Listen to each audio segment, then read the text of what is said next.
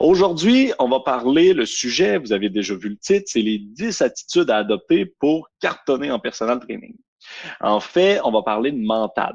Mental, donc, vous le savez déjà, on a même déjà eu des webinaires sur le sujet, c'est ultra important. C'est ultra important, vous êtes au courant en tant qu'éducateur physique, comment le suivre auprès de vos clients. On vous en parle même souvent, comment, avec un logiciel comme XFIT, vous pouvez suivre la motivation, l'état mental, le sommeil, les indicateurs de vos clients. Mais il y a quelque chose qu'on parle que très peu, c'est votre mental à vous. Est-ce que vous pensez à votre mental dans tout ce processus? Vous avez un travail qui est malgré tout éprouvant, hein? On va se le dire, vous devez écouter les problèmes ou les situations de tout le monde. Et donc, ça peut aussi jouer sur votre mental à vous. Donc, on va parler de votre mental aussi. Pour en parler, ben, c'est avec Christophe. Donc, bonjour Christophe. Bonjour Étienne, bonjour à tous. Christophe, est-ce que tu peux te présenter un tout petit peu, même si tout le monde te connaît déjà sûrement? Alors, rapidement, parce que sinon, à chaque fois, j'ai toujours un problème pour me présenter parce que j'ai plein de trucs à dire à chaque fois. Mais bon, très très rapidement, j'ai on va dire deux filières. J'ai la filière en actif qui est la filière coach sportif et arts martiaux, et à côté, en parallèle, la filière expertise comptable. Donc, j'ai deux filières dans lesquelles que j'ai suivi au fur et à mesure du temps, et ce qui m'ont permis d'acquérir des compétences et au fur et à mesure du temps de les améliorer de telle sorte qu'aujourd'hui, je suis là devant vous, et aussi à la clé avec un livre, un gros livre en francophone, qui est le premier livre le plus gros qui existe jusqu'à présent et qui permet de pouvoir s'améliorer en business. Ouais. Voilà. Ouais. Bon, tu fais une présentation qui est très sobre et très humble, c'est tout à ton honneur, mais donc tu es aussi titulaire de 2 brevets d'État dans le sport. Tu as ton master en gestion d'entreprise, fiscalité, donc malgré tout. Tu as fait énormément de choses, et corrige-moi si je me trompe, mais tu as même déjà eu un club de fitness à ton actif, et aujourd'hui tu as une école de formation pour les coachs, les entraîneurs. Donc, quand même un très beau parcours qui aujourd'hui va justement nous permettre d'échanger ensemble pour voir comment est-ce qu'on peut mieux cartonner dans le personal training là, en tant que tel. Donc, je te laisserai, mon cher, rebondir sur cette introduction et commençons par le point 1 en tant que tel. Alors oui, effectivement, ce qui est important, et ça on le voit au fur et à mesure du temps, on s'en rend pas forcément compte lorsque l'on débute en tant que personal trainer, mais il est clair qu'on peut être très très bon en technique pour faire des programmes, pour encadrer nos clients. On peut être aussi très très bon en nutrition, mais il y a une base et il y a un socle, il y a un terreau qui est très très important, c'est le mindset, c'est-à-dire l'état d'esprit dans lequel on est et sur lequel repose notre business, votre business. Votre activité ne peut pas se développer de façon énorme ou se développer de façon naturelle si vous n'avez pas un bon mindset, c'est-à-dire un bon état d'esprit. Et en fait, comme je vous le disais, c'est un terreau qui s'entretient et qui permet, comme le terreau, d'avoir de belles plantes. Et pour cela, il me semblait important de revenir sur 10 attitudes qui permettent, notamment pour tous les personal trainers, de pouvoir avoir au moins un début de mindset intéressant pour faire monter son business. Donc, je vous propose ces 10 attitudes et vous pourrez réagir au fur et à mesure du temps et nous poser vos questions, bien évidemment, à la fin. Commençons tout simplement par le tout premier. La toute première attitude qui s'intitule « Acheter n'est pas dépenser, c'est investir ». Acheter n'est pas dépenser, c'est investir. Qu'est-ce que je veux dire par là? On s'aperçoit, et je m'aperçois sur le terrain avec tous les coachs que je rencontre, que souvent il y a un problème avec l'argent et notamment avec l'argent que l'on va être amené à dépenser en tant que personal trainer pour X ou Y choses. Ça peut être pour du matériel, ça peut être pour des applications, par exemple comme XFIT, ça peut être pour des formations.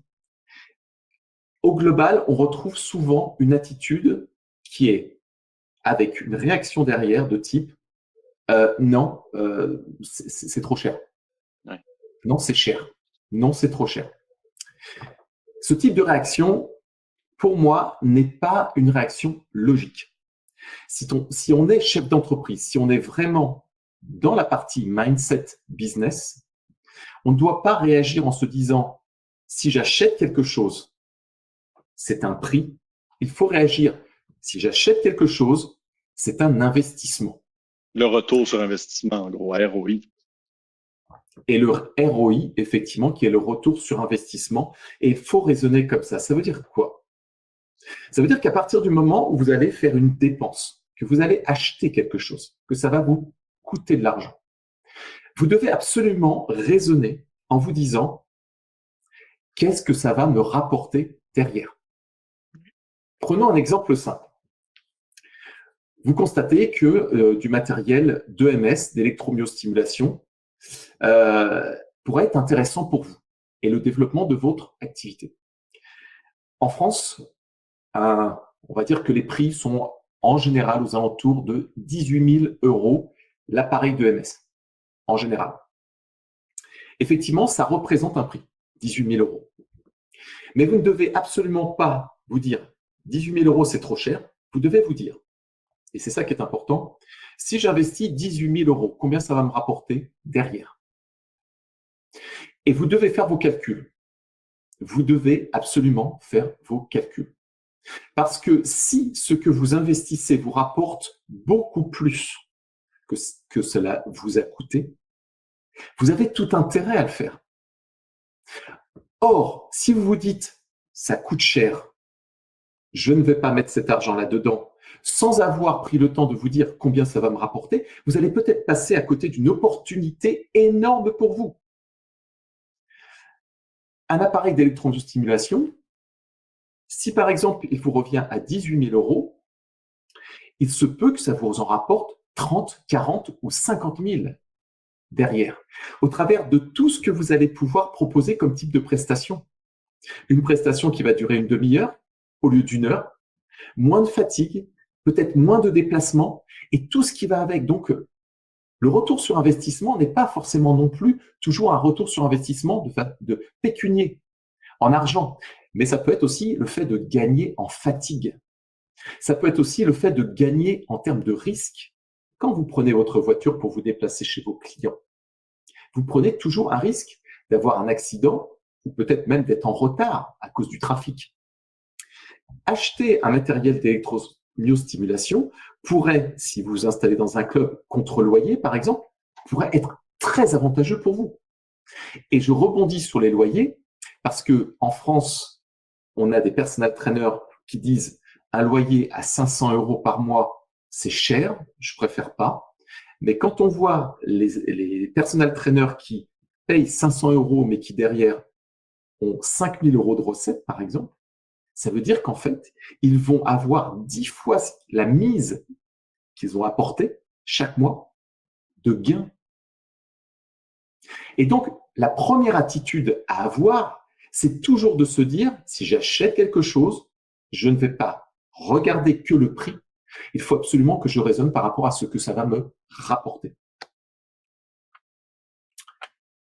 Ça, c'est l'attitude numéro 1. Attitude numéro 2. Être un chef d'entreprise, et vous êtes des chefs d'entreprise, ce n'est pas être un consommateur. Je m'explique. Je vois régulièrement des personal trainers faire des réductions sur les prix. Je n'ai jamais fait de réduction sur les prix. Je n'ai jamais fait de réduction sur les prix pour la raison, elle est relativement simple. C'est parce que en fait, je crois en ce que je fais. Et je suis un chef d'entreprise, c'est-à-dire que je ne suis pas un consommateur. Un consommateur, C'est quoi? C'est quelqu'un, comme vous le voyez sur l'image de droite, quelqu'un qui va être confronté régulièrement dans les grandes surfaces à des réductions sur prix.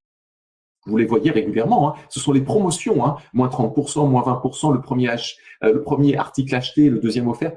Tout ça, vous êtes confronté et vous êtes dans un environnement en tant que consommateur qui est un environnement qui vous incite ensuite à garder cet automatisme et à faire à nouveau des réductions, c'est-à-dire de vous comporter comme un consommateur parce que vous avez été formaté au travers de votre esprit à raisonner comme un consommateur. Or, si vous êtes chef d'entreprise et si vous êtes personal trainer, vous devez vous dire la chose suivante. Un supermarché peut se permettre de faire des réductions sur quantité. Un personal trainer, non. Pourquoi? Un supermarché qui fait des réductions peut se permettre de le faire parce qu'il a des quantités de produits qui lui permettent d'avoir une toute petite marge multipliée par le nombre de produits. Quand ça se cumule, ça grossit. Donc, ça permet d'avoir un gros bénéfice. Ces produits, sur lesquels ils font des petites marges ou sur lesquels ils rognent énormément sur leur marge, sont des produits qu'ils peuvent stocker en nombre infini presque.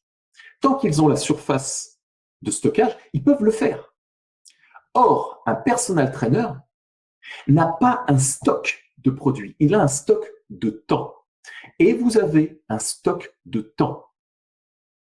Je m'explique. J'ai fait des études régulièrement sur le nombre d'heures que chaque personal trainer pouvait monopoliser dans une journée afin de pouvoir garder toujours la qualité de la prestation. Au-delà d'un certain nombre d'heures, il y avait une dégradation, parce que par la fatigue qui s'opère, une dégradation de la qualité de la prestation. En général, les personal trainers français qui m'ont répondu s'accordent à dire que sur une journée, ils peuvent faire entre 6 et 7 heures de personal training et qu'au-delà de ces 7 heures, en général, la qualité de la prestation diminue. Ça veut dire quoi? Ça veut dire qu'après, vous faites plus de la bonne prestation et que vous risquez de perdre votre client parce que vous n'allez pas le fidéliser. Ou vous risquez de ne pas assez le fidéliser. En réalité, on a un stock de temps par jour. Un stock de temps qui n'est pas extensible. Et c'est la raison pour laquelle on ne peut pas être dans l'esprit des supermarchés qui, eux, ont non pas un stock de temps, mais un stock de produits qui est extensible. Et ils peuvent se permettre de jouer sur la marge en faisant des promotions, mais nous ne pouvons pas nous permettre de jouer sur le temps parce que notre temps n'est pas extensible. Ou sinon, au-delà des 7 heures, il va y avoir une dégradation de la qualité de la prestation, une usure prématurée peut-être du coach, peut-être une motivation du coach, du personal trainer qui va diminuer et à un moment donné, peut-être une lassitude du métier. Donc, il ne faut jamais faire de réduction. Si vous faites des réductions en tant que personal trainer, c'est une erreur grave. Ça veut dire que vous vous tirez une balle dans le pied. Je m'explique. Je vois souvent des personal trainers présenter des prix comme, c'est un exemple, hein, $50 ou 50 €, on va prendre ce chiffre-là. Peu importe. Voilà. C'est vrai. $50 ou 50 €, c'est pas exactement la même chose, mais au moins ça vous donne une estimation. Et si vous m'en prenez 10, ça revient non pas à 50, mais à 40, par exemple. Là, vous faites une réduction sur prix. Ça veut dire que en donnant une promotion, vous allez aller piocher dans votre stock de temps avec un prix qui va être bien en deçà du prix que vous rêvez. Parce que le prix que vous rêvez, si vous avez mis 50 €, c'est 50 €, c'est pas 40.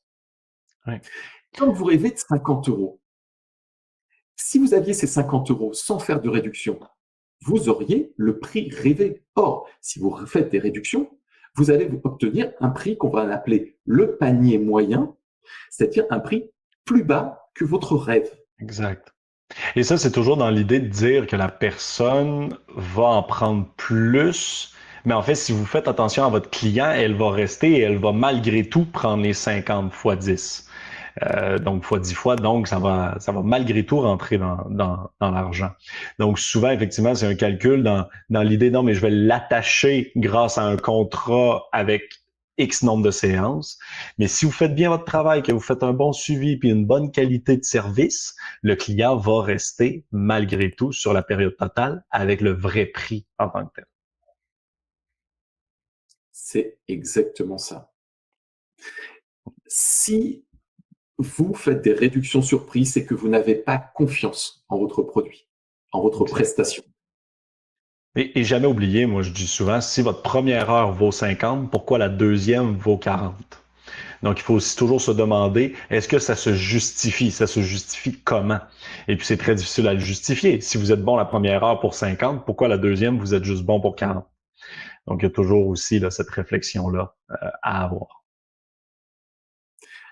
Alors effectivement, c'est la raison de cette réduction, c'est parce que vous n'avez pas confiance dans votre prestation, de la valeur de votre prestation, mais aussi parce que vous n'avez souvent pas de méthode de vente qui soit une méthode de vente qui soit efficace. Si vous avez une méthode de vente efficace, vous vendrez à 50 €. Une méthode de vente efficace, c'est quoi? Pour moi, une méthode de vente efficace, c'est quand vous avez 10 prospects ou 10 contacts qui viennent vous voir ou qui vous appellent, vous arrivez sur ces 10 contacts à en faire signer au moins 7. Si vous n'arrivez pas à en faire signer au moins 7, ça ne veut pas dire que votre méthode elle n'est pas bonne. C'est juste qu'il y a des réglages à faire pour que vous passiez de 5 à 7. La majeure partie des personal trainers que je rencontre sont à moins de 7. Et avec simplement 2-3 réglages qui sont notamment des méthodes qui sont en rapport avec les neurosciences ou qui utilisent les neurosciences, ça permet de passer de 4, 5 à 8, 9. On arrive rarement à 100%, mais au moins 70, 80%, là, vous pouvez vous dire, sur 10 contacts, si j'arrive à en avoir au moins 7, 8 qui me signent avec moi, c'est que ma méthode de vente est bonne, sinon je dois faire les réglages. Oui, clairement.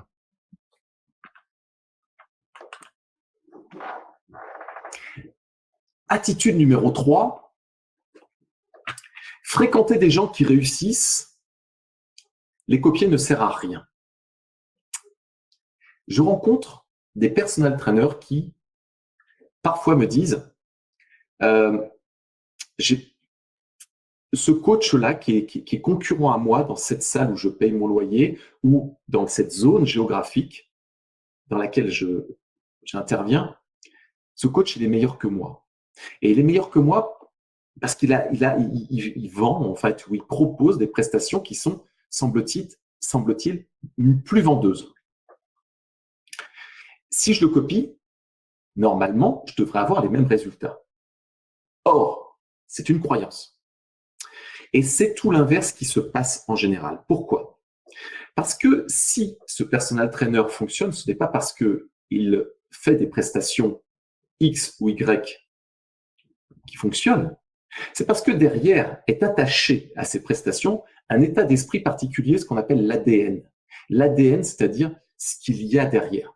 Vous savez, c'est un peu comme le Canada Dry. On disait, alors vous connaissez peut-être pas le Canada Dry en fonction de votre âge, mais c'était une boisson non alcoolisée qui était très connue dans les années 80-90. Et la pub, c'était le Canada Dry, ça ressemble à l'alcool, ça a la couleur de l'alcool, mais ce n'est pas de l'alcool. Ça veut dire quoi? Ça veut dire que, en fait, vous pourrez toujours copier ceux qui font des choses très bonnes. Si vous n'avez pas l'ADN de la personne et exactement on va dire, sa recette, vous serez toujours une pâle copie, en fait. Ouais. Et vous serez toujours considéré comme un copieur ou comme un suiveur et non pas comme un leader. Exact. Et puis ça va toujours paraître que vous copiez aussi, là. Ça va toujours paraître, ça va toujours avoir l'air fake, faux, étant donné que c'est pas 100% votre ADN, c'est pas 100% qui vous êtes en fait. Là. Prenons des exemples typiques que vous devez connaître. Prenons, alors je sais que pour les personal trainers, ça va peut-être faire saigner les oreilles, mais prenons Coca-Cola. Combien de fois dans l'histoire Coca-Cola on a essayé de les copier? Or, Coca-Cola a une formule qui est la formule qui permet de pouvoir faire le Coca-Cola, qui s'appelle la formule 7X, qui est une formule secrète qui est dans un coffre. Et cette formule, en fait, c'est l'ADN, c'est vraiment l'ADN de Coca-Cola, avec tout ce qu'il y a autour, avec l'état d'esprit et tout ce qui va avec. Vous aurez beau avoir une bouteille qui sera à peu près de la forme de Coca-Cola, avec un packaging qui sera rouge dessus, une étiquette qui sera rouge, et peut-être des lettres qui ressembleront à Coca-Cola. Si vous donnez ça à quelqu'un qui aime le Coca-Cola, il vous dira, mais c'est quoi ce truc? Donc, vous allez pouvoir toujours essayer de copier, vous ne serez jamais qu'une pâle copie. C'est la même chose pour Nike, c'est la même chose pour McDonald's. Combien de fois McDonald's, la marque McDonald's, a-t-il été copiée? Il ne faut pas faire la même chose, il faut faire du différent. Et c'est en faisant du différent que vous allez pouvoir justement avoir beaucoup plus de monde qui va venir vous voir. On dit souvent que la différence crée la préférence. La différence crée la préférence. Soyez différent, ne copiez pas, ça ne sert strictement à rien. Alors comment on fait pour être différent? Prenez simplement ce que font vos concurrents et proposez quelque chose qui est en parfaite inadéquation avec ce qu'ils font. Prenons un exemple simple. Vous voyez tous les coachs qui font des programmes classiques avec perte de poids peut-être, enfin amincissement, prise de masse et tout ce qui va avec. Et qui font du suivi client en plateau musculation. Si vous emmenez vos clients s'entraîner dehors parce que les conditions climatiques le permettent, s'entraîner dans une forêt, s'entraîner sur le toit d'un immeuble, s'entraîner dans des conditions qui sont complètement tout autres. Comment voulez-vous que on puisse vous dire ce coach-là et ce coach-là, ils se ressemblent? Vous ne faites pas la même chose. Et de ce fait, vous allez par exemple, de par cette différenciation, ne plus avoir de comparaison de prix. Si vous ne proposez pas la même chose, on ne peut pas dire que un tel est plus cher qu'un tel. Par contre, si vous proposez la même chose, on pourra facilement comparer vos prix et dire je vais aller vers le moins cher. Prenez un autre exemple. J'ai des coachs qui ont compris, parce qu'ils sont dans cet état d'esprit, qu'il était intéressant de se former sur des techniques que les autres n'avaient pas. Exemple, le boxing training. Vous savez, le fait d'entraîner des clients lambda qui n'ont jamais fait d'arts martiaux ou de boxe avec des pattes d'ours et avec des pas hauts et leur faire une activité cardio à l'intérieur de leur séance de personal training. Combien y a-t-il de coachs qui le font? Très peu. Mais à partir du moment, par exemple, où ces coachs que l'on a formés sont dans la salle, que les clients les voient et que les autres coachs ne font pas ça, ils vont déjà, ils vont avoir une visibilité qui va être énorme. Dans l'esprit des clients, il va y avoir une montée de la valeur de par cette rareté. C'est lui qui le fait et pas les autres. Et donc, ils vont attirer ces clients. La différence crée la préférence. Ne copiez pas, soyez différents. Marche nordique, hypnose, nous on forme à l'hypnose et au coaching sportif. Ça donne des résultats de fou. Boxing training ou d'autres, le fascia par exemple. On forme sur le fascia. Combien y a-t-il de coachs qui sont formés en fascia aujourd'hui? Combien y a-t-il de coachs qui sont formés en marche nordique pour proposer des séances de personal training incorporées dans la marche nordique qui se fait en plein air? Très, très peu. Et les coachs qui ont compris ça sont des coachs qui ont tout compris. Puisqu'en fait, on ne pourra pas comparer leurs prix vu qu'ils ne font pas la même chose.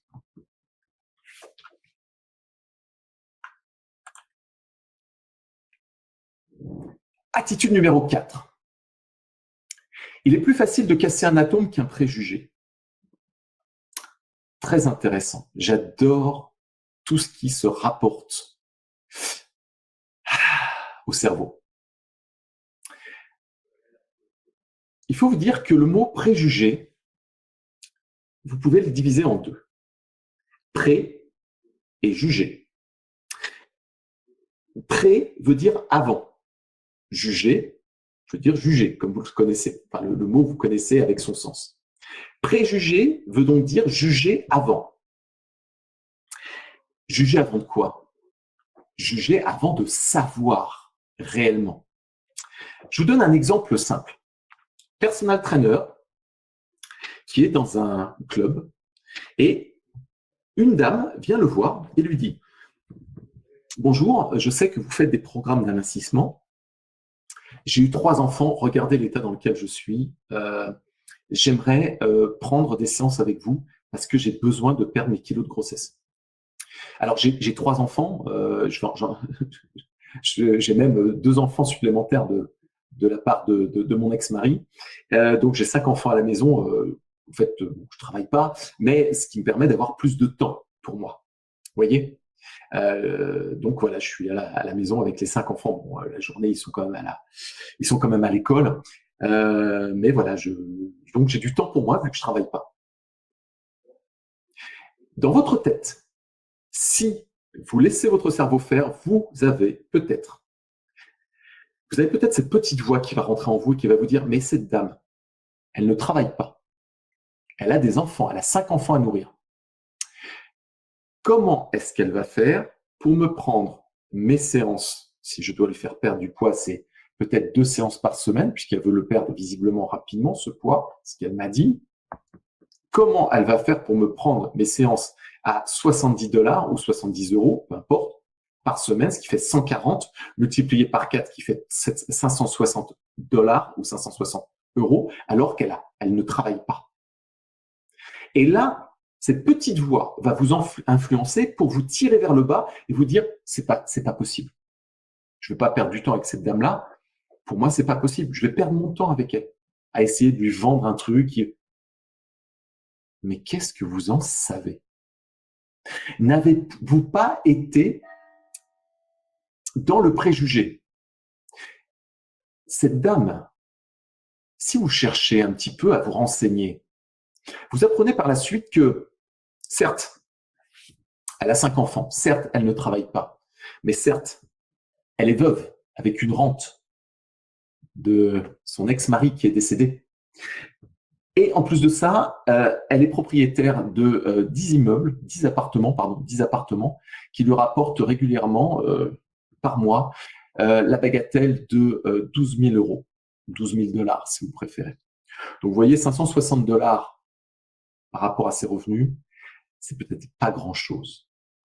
Or, vous vous êtes laissé influencer par votre cerveau et cette petite voix que l'on a souvent quand on n'est pas préparé à combattre les préjugés, et on risque justement de passer à côté d'une belle opportunité.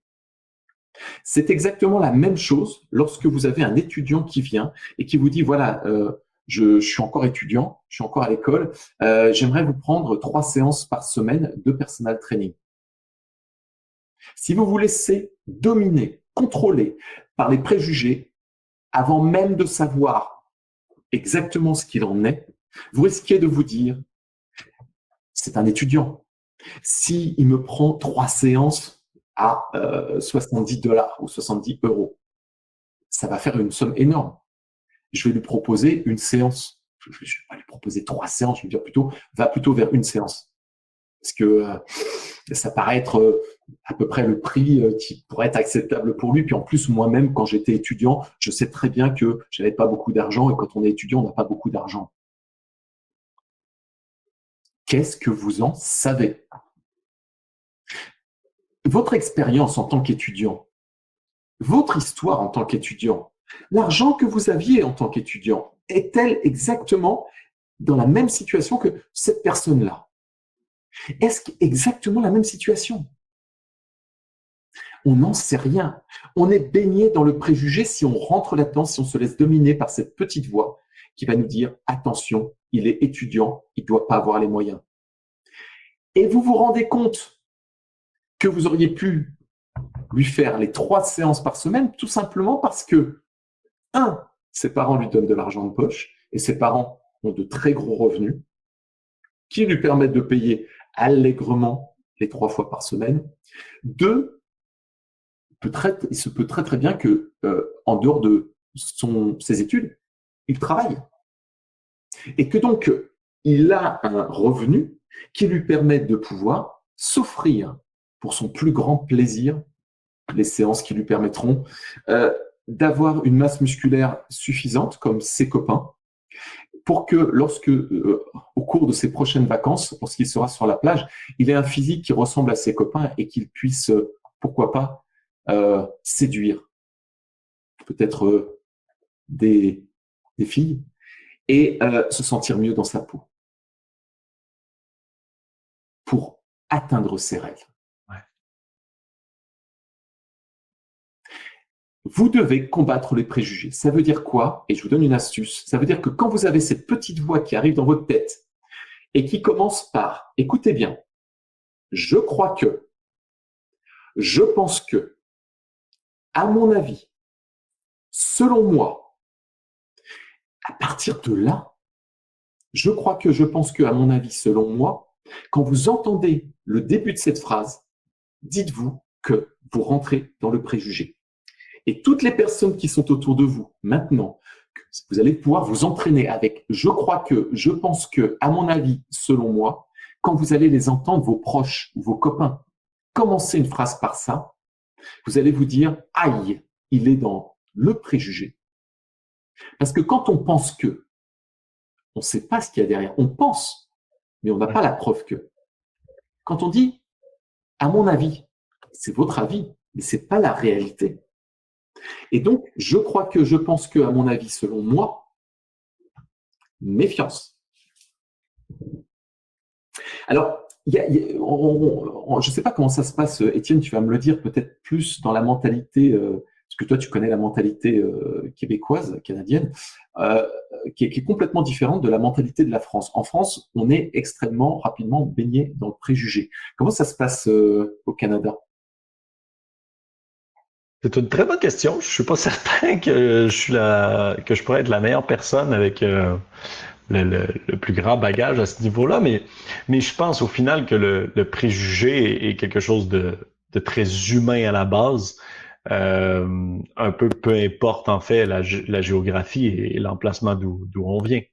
C'est quelque chose qui est automatique dans nos cerveaux de catégoriser qu'un étudiant a moins d'argent, qu'un président d'entreprise devrait être sûrement riche, que je sais pas quoi d'autre là. Donc assurément. Qu'on est aussi là-dedans. Et moi, je rejoins énormément le point de si tu as bien fait ton démarchage à la base, la personne qui vient vous voir, normalement, elle va déjà avoir un intérêt, elle va déjà savoir environ vous valez combien. Donc, prenez le temps, effectivement, avant d'aller directement dans les préjugés et donc dans une conclusion hâtive, de poser des questions, d'écouter, de discuter avec la personne. Et à ce moment-là, vous allez connaître c'est quoi ses attentes réelles, c'est quoi ses moyens réels, c'est quoi son budget, c'est quoi qu'elle souhaitait de vous, puis pourquoi elle venait vous voir. Et là, ce sera juste plus facile de passer à l'étape 2, de lui faire une proposition qui correspond à ses moyens, mais aussi à ses besoins en tant que tel. Donc, assurément, là, deux oreilles, une bouche. Là. On est d'accord. Entraînez-vous et plus vous allez vous entraîner, plus vous allez avoir un esprit éclairé par rapport aux préjugés. Attitude numéro 5. La formation est notre malédiction, mais chaque fois vous devenez la meilleure version de vous. La formation est notre malédiction. Alors, c'est vrai que en fait, la phrase est assez dure, assez flippante, mais c'est vrai. C'est-à-dire que aujourd'hui, en tant que personal trainer, on a presque l'obligation de se former régulièrement parce que tout va très très vite et qu'on n'est jamais au top. On a toujours la possibilité d'être encore la meilleure version de soi-même en se formant. Pourquoi c'est bien de se former? Aujourd'hui, on peut trouver plein de trucs sur YouTube, on peut trouver dans les bouquins, mais souvenez-vous d'une chose. Souvenez-vous d'une chose. Tout ce que vous avez sur Internet n'est pas forcément vrai. Tout ce que vous allez avoir sur Internet n'est pas forcément à jour. Tout ce que vous avez sur Internet peut très très bien vous apporter des connaissances, mais par contre, vous n'aurez pas la réponse à des questions que vous allez vous poser. Tout ça, dans la formation, quand vous vous formez, vous palliez à ces inconvénients. Reprenons un film que vous connaissez vraisemblablement et que vous avez dû apprécier autant que moi. J'espère que ce n'est pas un préjugé. Le cinquième élément. Oui. Vous connaissez, souvenez-vous, Bruce Willis et Mila Jovovich. Ça vous parle? Multipass, si ça vous dit peut-être quelque chose. À un moment donné, Mila Jovovich est à la base tout simplement un morceau de bras qui a été reconstitué pour redonner à la base de l'ADN un corps humain. Donc, elle est revenue on ne sait pas où, de membres extraterrestres un autre monde, et elle est reconstituée pour devenir Mila Jovovich. Et elle est vierge de toute connaissance. Et dans le film, elle est accueillie par deux pères, qui sont des pères bénédictins, je crois, ou quelque chose comme ça, qui à un moment donné l'accueillent et lui disent, bon, bah voilà, vous ne connaissez rien, on va tout vous apprendre. Et elle dit tout simplement, bah, mettez-moi devant un écran et montrez-moi ce qu'est le monde. Ils la mettent devant un écran et ils font accélérer toute l'histoire du monde au travers d'Internet qui est mis à sa disposition. Et en l'espace de quelques heures, elle apprend tout ce qu'elle doit apprendre. En quelques heures, elle apprend un condensé, un concentré de tout ce qu'elle doit savoir. Vous vous souvenez de cette scène-là? Vous en souviendrez quand vous reverrez le film. Eh bien, la formation, c'est exactement la même chose. Quand vous partez dans une formation de qualité, je parle, quand vous allez dans une formation, vous allez gagner un maximum de temps parce que vous allez avoir du concentré de compétences. On va vous apporter en l'espace d'un temps qui est court un maximum de compétences. Vous auriez pu les acquérir, ces compétences. Il aurait peut-être fallu de nombreux mois ou de nombreuses années. Or, là, en l'espace de quelques heures, on va pouvoir, comme Mila Jovovich, vous apporter exactement ce qu'il vous faut. Donc, vous allez gagner du temps. Et si vous gagnez du temps, vous allez gagner de l'argent. Une chose est sûre, c'est que quand vous investissez dans de la formation, vous investissez dans votre temps et vous investissez en vous. Il y a une phrase qui m'a été donnée par un jour un ami qui m'a dit, face à quelqu'un qui disait « la formation, ça coûte cher ». Un jour, il m'a dit « Tu penses que la formation coûte cher? Demande-toi ce que coûte l'ignorance. Demandez-vous combien de temps vous allez perdre. Certes, c'est gratuit, vous allez aller sur Internet, mais rien ne vous dit que c'est à jour ce que vous allez lire. Personne ne pourra vous répondre éventuellement aux questions, si peut-être les internautes, qui sont souvent ce qu'on appelle des ultra-crépidariens, c'est-à-dire des gens qui pensent savoir, mais qui ne savent pas forcément. La formation, pour nous, personal trainers, est presque une obligation. C'est pour ça que j'appelle ça une malédiction. C'est parce que on a l'obligation, on a le devoir de se former régulièrement pour être au top et continuer à progresser. Surtout à la vitesse que le monde de la santé évolue. Excuse-moi. Et oui, en plus, les études, il y a des études qui sortent tous les jours, des études scientifiques. Et puis les méthodes évoluent. Prenez un exemple simple. Les méthodes de vente, moi, la méthode de vente pour personal trainer que j'enseigne aujourd'hui est une méthode de vente qui est basée sur les neurosciences. Toute la puissance des neurosciences. Quand vous prenez les méthodes de vente qu'il y avait dans les années 90 ou au début des années 2000, ça n'a plus rien à voir. Aujourd'hui, reprendre une méthode de vente qui est une méthode de vente des années 90 ou des années 2000, au début des années 2000, ça ne va pas avoir autant d'efficacité qu'une méthode de vente qui va être beaucoup plus moderne, basée sur le neuromarketing ou les neurosciences. Tout évolue et il faut évoluer avec ça.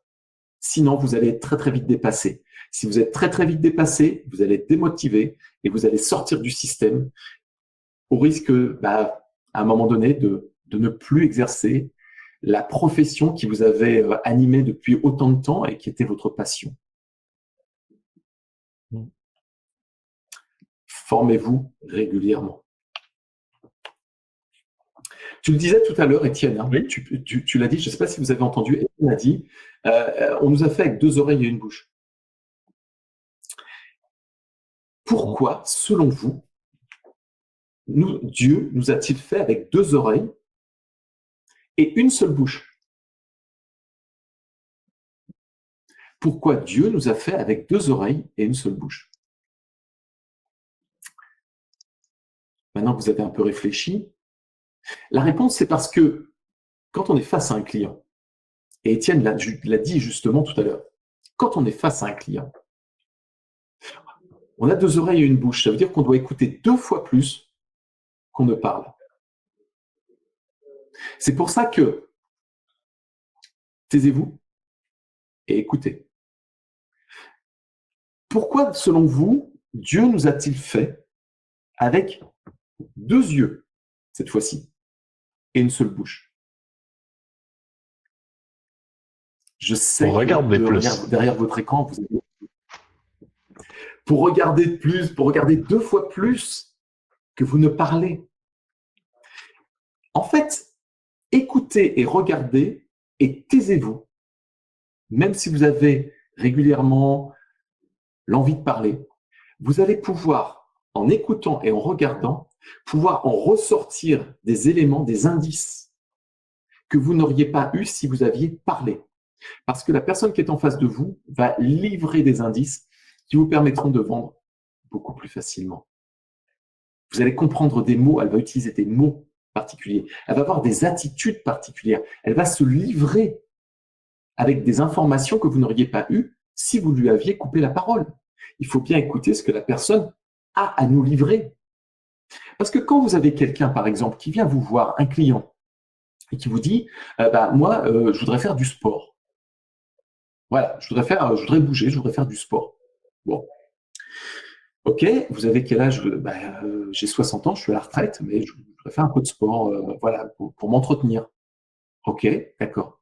Si vous n'écoutez pas la personne, si vous ne lui laissez pas la parole, vous n'entendrez peut-être pas que son objectif, c'est peut-être de faire en sorte de pouvoir jouer avec ses petits-enfants et que son rêve le plus grand, c'est en tant que grand-père de pouvoir jouer longtemps en courant avec eux, en les prenant dans les bras, en rigolant et en passant du temps partagé avec ses petits-enfants.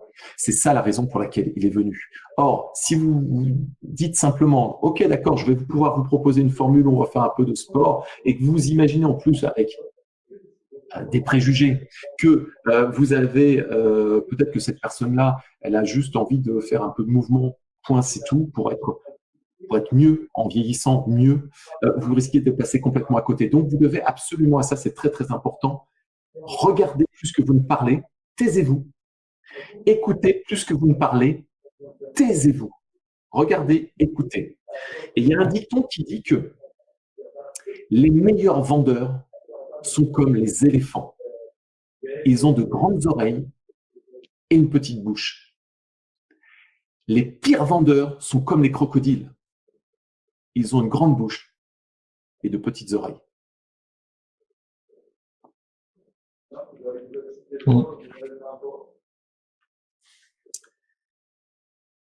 Attitude numéro 7. Vendez comme un sauveur, pas comme un vendeur. Quand j'ai en formation, quand je rencontre des coachs qui ont du mal à vendre, en fait, c'est souvent, quand on analyse la chose, parce qu'il y a une pression qui s'opère. Alors, cette pression, elle est souvent, en fait, à 3 niveaux. Au niveau corporel, parce qu'elle se ressent au niveau du corps. Quand il y a un client qui vient, soit c'est une pression au niveau de la gorge, on dit souvent « j'ai les boules » en France, soit c'est une pression au niveau des tempes, au niveau de la gorge, au niveau de l'abdomen, même plus précisément au niveau du diaphragme. Et vous savez, c'est le trac, tout simplement. Ce sont les signes du trac. Et j'ai des personal trainers qui n'arrivent pas à vendre, ou qui échouent et qui n'arrivent pas à vendre au moins 7 fois sur 10, ce dont on parlait tout à l'heure, parce qu'en fait, ils se positionnent comme des vendeurs. Or, le jour où vous allez vous positionner comme un sauveur en vous disant « je ne suis pas un vendeur, je suis un sauveur », vous allez comprendre que cette pression, elle va diminuer et elle risque de disparaître. Quand vous vous positionnez comme un vendeur de séances de coaching ou de personal training, vous avez cette pression qui est au fond de vous, pas tout le temps. Pour certains d'entre vous, vous êtes aguerris, ça passe bien. Mais souvent pour les débutants ou ceux qui n'ont pas encore de méthode efficace comme celle dont je vous ai parlé avec les neurosciences tout à l'heure, il y a cette pression. Et le client, enfin du moins le prospect qui est en face de vous, parce qu'il n'est pas encore client, sent que cette pression est en vous, parce que dans votre voix, il va y avoir un vibrato. Sur votre mâchoire, il va y avoir la mâchoire qui va se serrer un peu et on va voir les muscles se serrer. Ça va être très rapide. Hein. Peut-être que votre pupille va se contracter. Ce qui fait que l'autre en face, dans son inconscient, l'inconscient va voir tous ces signes. La personne en face, puisqu'elle est consciente, ne va pas trop s'en occuper, mais elle va sentir qu'il y a un truc qui n'est pas clair. Et quand il y a un truc qui n'est pas clair, c'est un peu comme dans le Terminator, il va y avoir dans son affichage, dans son display, des signaux qui vont faire tout, danger, danger, danger. Il y a un truc qui n'est pas clair, il y a un truc qui n'est pas clair.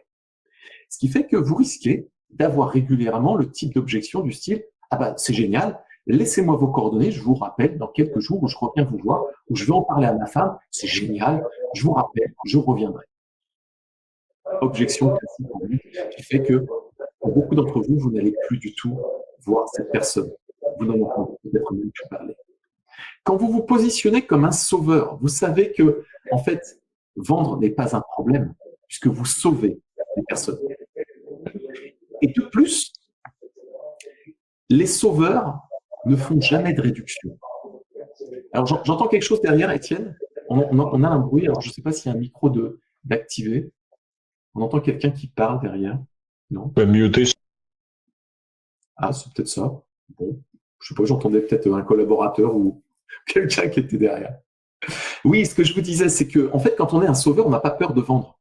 Et quand on est un sauveur, dites-vous simplement que tous les sauveurs cherchent pas n'ont pas un rapport avec l'argent qui est un rapport qui est stressant. Prenez un médecin généraliste. Un médecin ne fait jamais de réduction. Nous, en France, la consultation, c'est 23 €, 21 ou 23 €. J'ai tellement rarement chez le médecin que je sais même plus. Mais c'est 21 ou 23 €. Si vous devez aller voir votre médecin régulièrement, votre médecin, il vous fait une réduction sur quantité? Il vous dit, bah, si vous venez dans le mois 4 fois, je vais vous faire la dernière séance gratuite, la dernière consultation gratos. Pourquoi il fait ça? Parce qu'il est un sauveur. C'est un sauveur. Vous avez déjà vu des médecins faire des réductions, vous? Ou alors c'est des vendeurs. Si, les chirurgiens esthétiques, là, c'est plus des sauveurs, hein, ce sont des vendeurs. Prenez les avocats. Les avocats ne sont pas des vendeurs. Les avocats sont et se positionnent comme des sauveurs. Et quand vous allez voir un avocat, si vous lui dites, bah voilà, tenez, j'ai tel problème avec tel problème juridique, si je fais appel à vous pour 3 autres problèmes juridiques, vous me faites une réduction? Il vous dira pas non. Il vous dira pas oui, pardon, je vous fais une réduction. Il vous dira bah non. Ah non, monsieur, non. Parce que de toute façon, il a rien. Il a aucune crainte par rapport à ça, vu qu'il sait qu'il a toutes les compétences pour emmener le client et l'accompagner comme il faut. Que ce soit un médecin ou un avocat, ce sont des sauveurs. Positionnez-vous comme un sauveur. Dites-vous systématiquement que face à vos clients et aux prospects qui viennent vous voir, vous êtes des sauveurs. Vous n'aurez plus de pression à vendre. Et en plus de ça, vous allez voir que vous allez avoir une attitude qui va être tout autre et moins de stress. Vendez comme un sauveur, pas comme un vendeur. Attitude numéro 8. Si tu nais pauvre, ce n'est pas de ta faute. Si tu meurs pauvre, c'est de ta faute. Je crois énormément à cette phrase.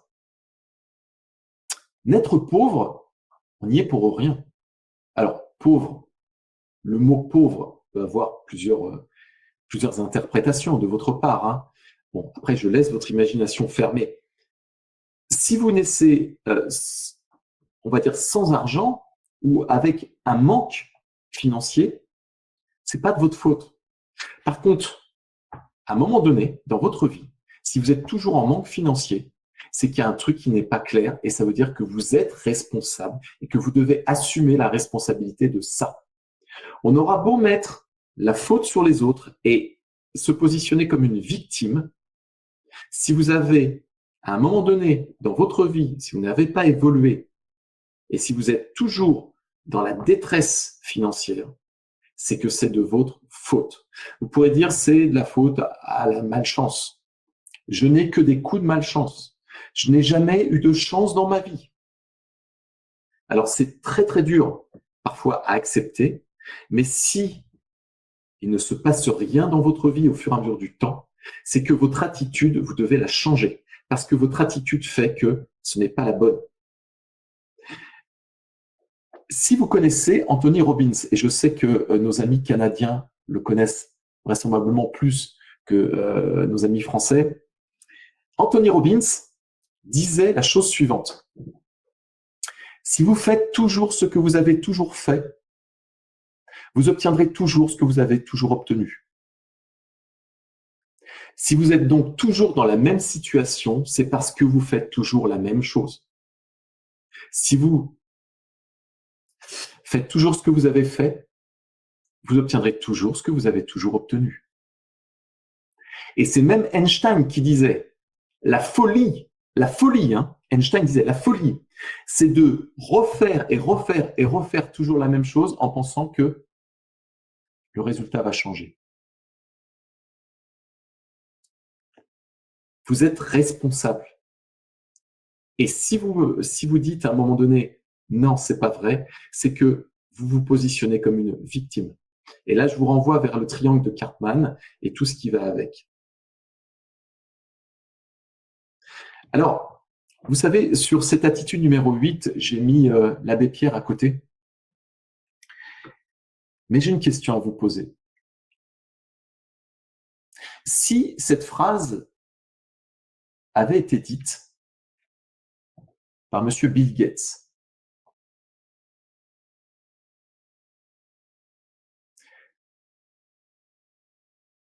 auriez-vous eu la même impression?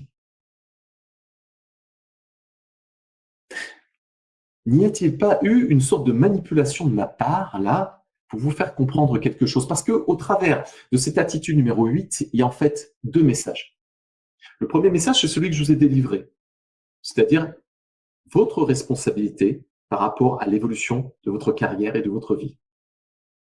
Mais aussi l'influence que votre cerveau peut avoir sur votre façon de réagir. Si c'était monsieur Bill Gates qui avait dit ça, est-ce que vous auriez perçu le même message de la même façon? La réponse est vraisemblablement non. Je peux le dire avec certitude parce que j'ai fait cette expérience il y a quelque temps sur mon Facebook, sur mon mur Facebook, et l'attitude était complètement différente lorsque j'ai dit mais cette phrase qui a été dite par Bill Gates, parce qu'elle appartient à Bill Gates, hein, vraisemblablement d'après ce que les réseaux sociaux ont l'air de dire. Vous voyez, c'est pas un préjugé, hein, c'est je prends de la prudence en disant ça. Mais visiblement, ça serait Bill Gates qui aurait dit cette phrase-là. Et quand j'ai dit aux internautes qui crachaient à moitié sur, entre guillemets, sur Bill Gates et qui interprétaient de façon parfois à leur sauce cette phrase, quand je leur ai dit, mais si ça avait été l'abbé Pierre qui avait dit cette phrase, est-ce que vous auriez réagi de la même façon? Est-ce que vous auriez craché sur l'abbé Pierre? Et là, tout le monde s'est tu. Et il n'y a plus eu un seul commentaire. Méfiez-vous de l'influence qu'on peut avoir sur, avec une photo, un contexte bien particulier. Je vous invite juste à regarder à l'intérieur de la Bible du Personal Trainer. Il y a tout un chapitre là-dessus sur les influences.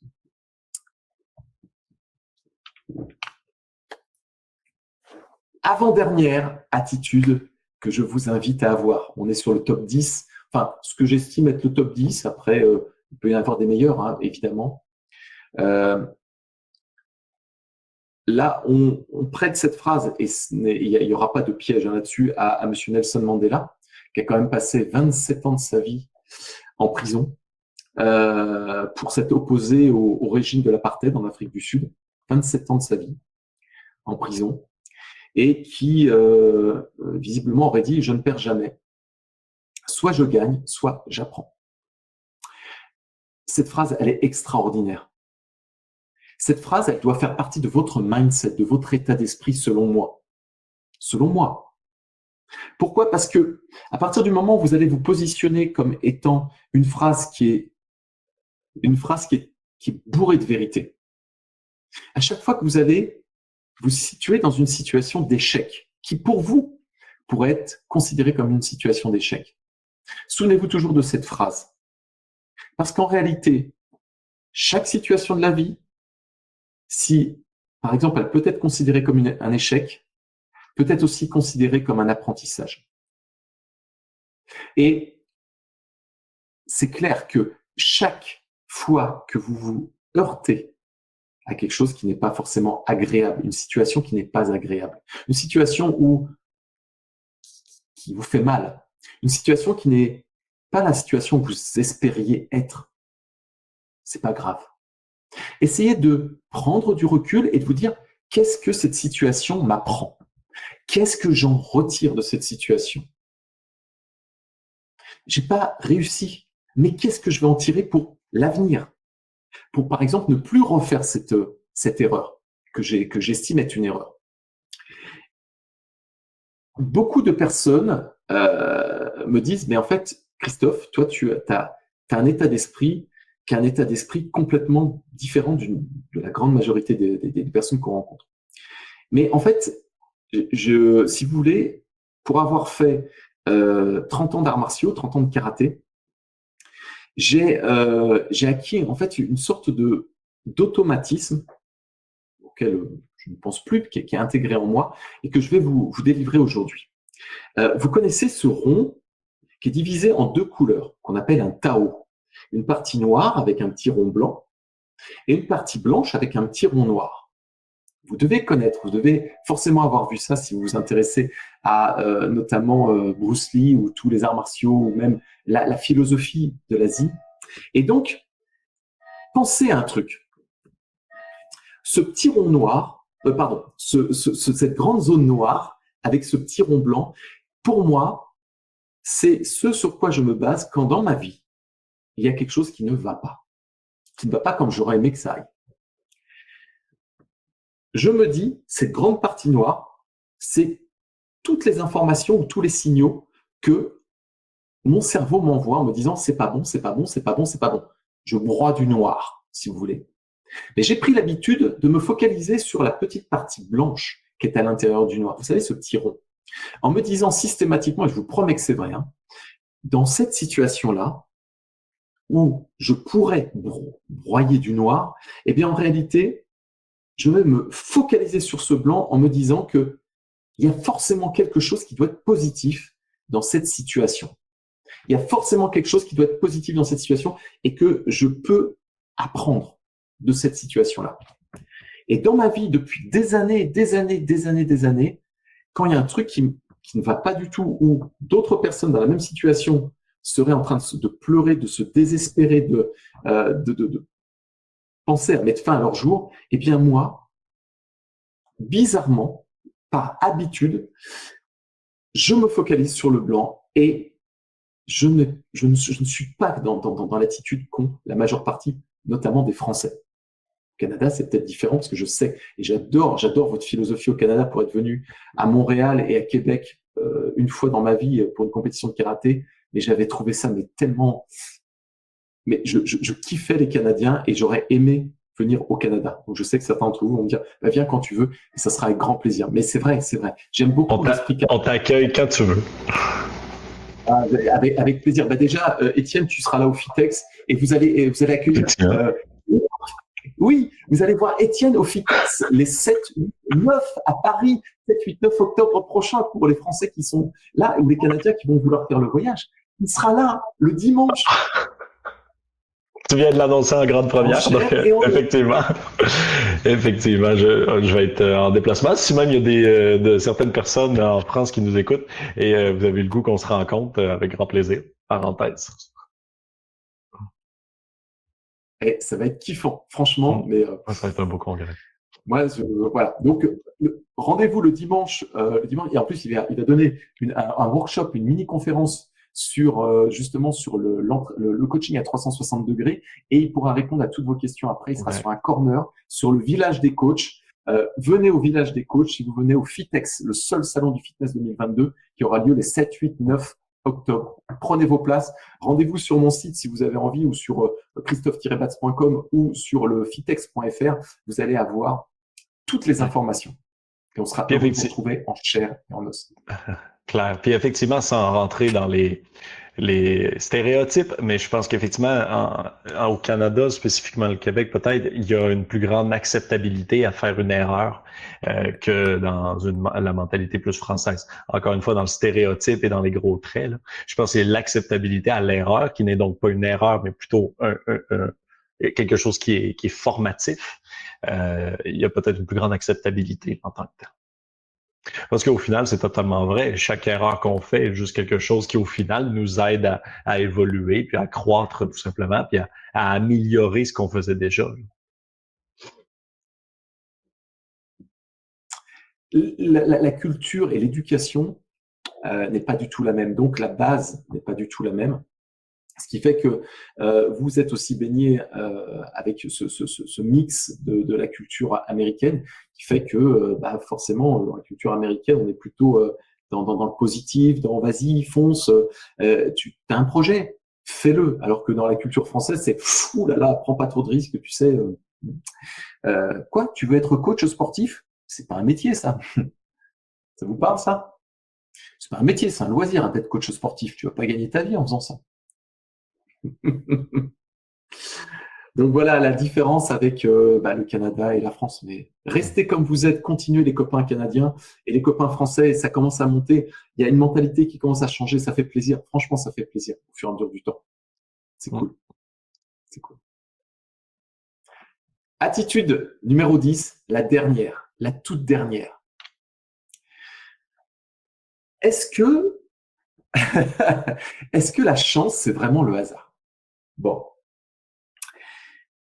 Pour répondre à cette question, je vous emmène voir un monsieur que j'adore et qui a notamment fait une vidéo qui a été impactante sur ma façon de raisonner sur mon mindset.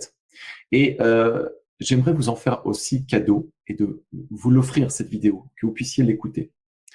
Elle dure pas longtemps, elle dure 5 minutes. C'est un professeur, Philippe Gabillier, que vous voyez devant là. C'est un professeur d'une grande école de commerce. C'est vrai, hein, qui à la fin de l'année se rend compte que il a oublié de faire un cours à ses étudiants. Ce cours, c'est un cours sur la chance. Et pour rattraper ce cours qu'il a oublié de faire à ses étudiants, il se met face caméra, filmé par un étudiant, et il fait en l'espace de 5 minutes le cours sur la chance qu'il aurait dû faire à ses étudiants, de façon à ce que cet étudiant qui va le filmer puisse le transmettre à tous les étudiants pour qu'ils puissent en bénéficier. Donc c'est une caméra, vous voyez, ça bouge un petit peu, c'est pas une super grande qualité, mais le plus important, c'est écouter ce que monsieur Philippe Gabillier aura à dire. Je vous laisse apprécier. Bonjour à toutes et à tous. Vous êtes déjà ou vous allez être diplômé du MBA. Et je viens de me rendre compte qu'il y a un cours que j'aurais dû vous faire et que j'ai oublié de vous faire. Ça fait 18 mois qu'on vous explique que pour réussir, il faut du talent. Ça, vous le saviez déjà. Et bien évidemment, ça fait 18 mois qu'on vous explique que pour réussir, il faut du travail.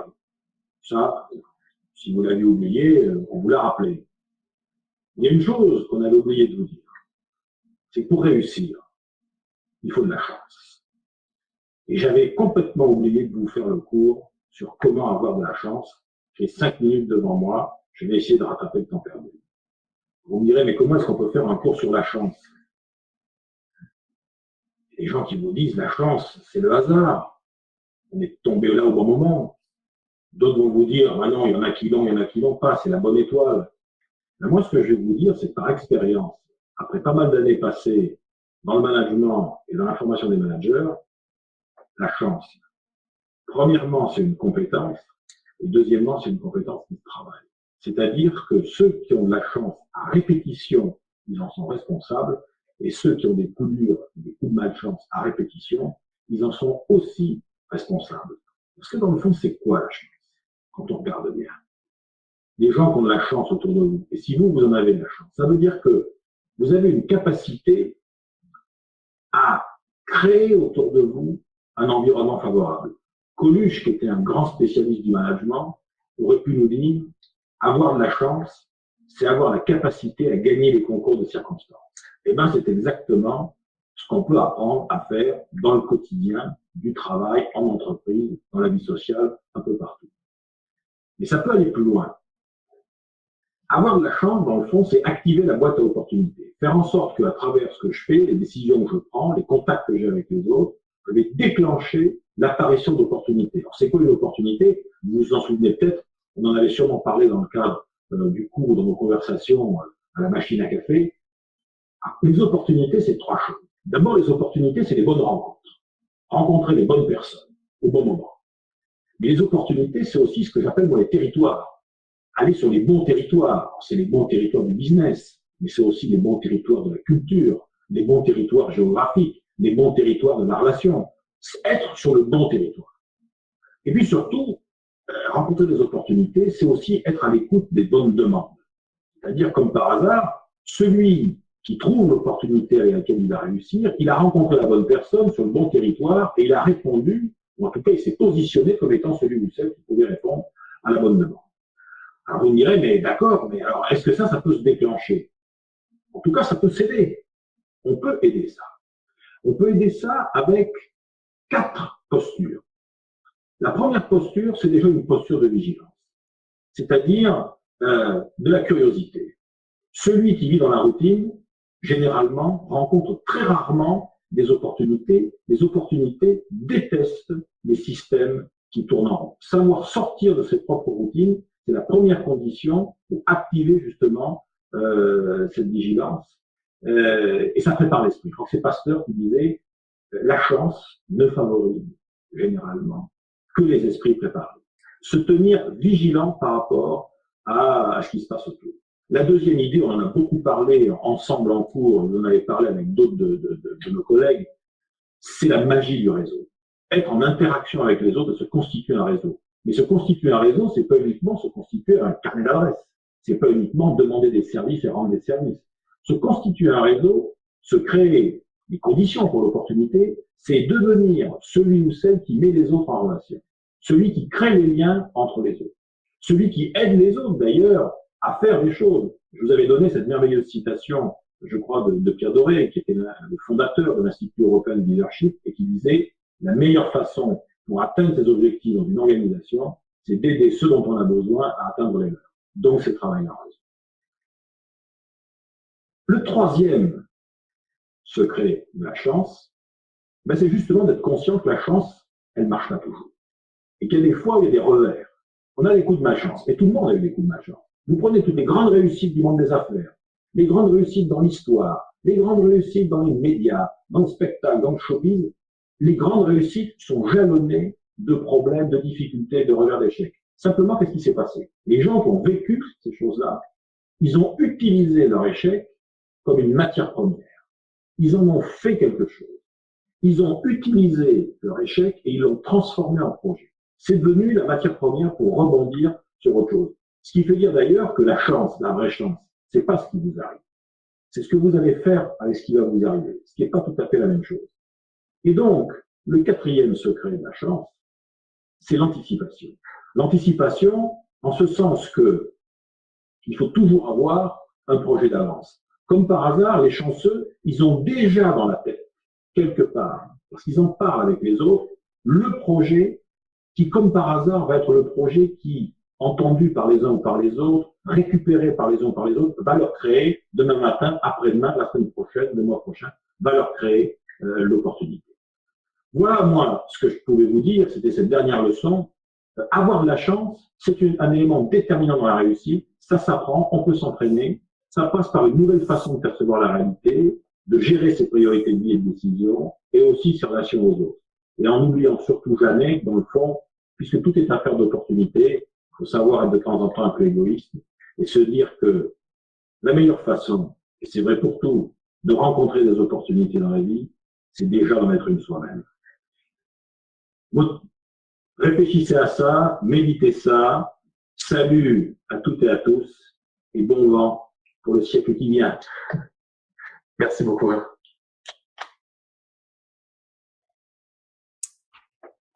Je vous laisserai méditer sur cette vidéo que vous pouvez retrouver assez facilement sur YouTube, sur les réseaux en général.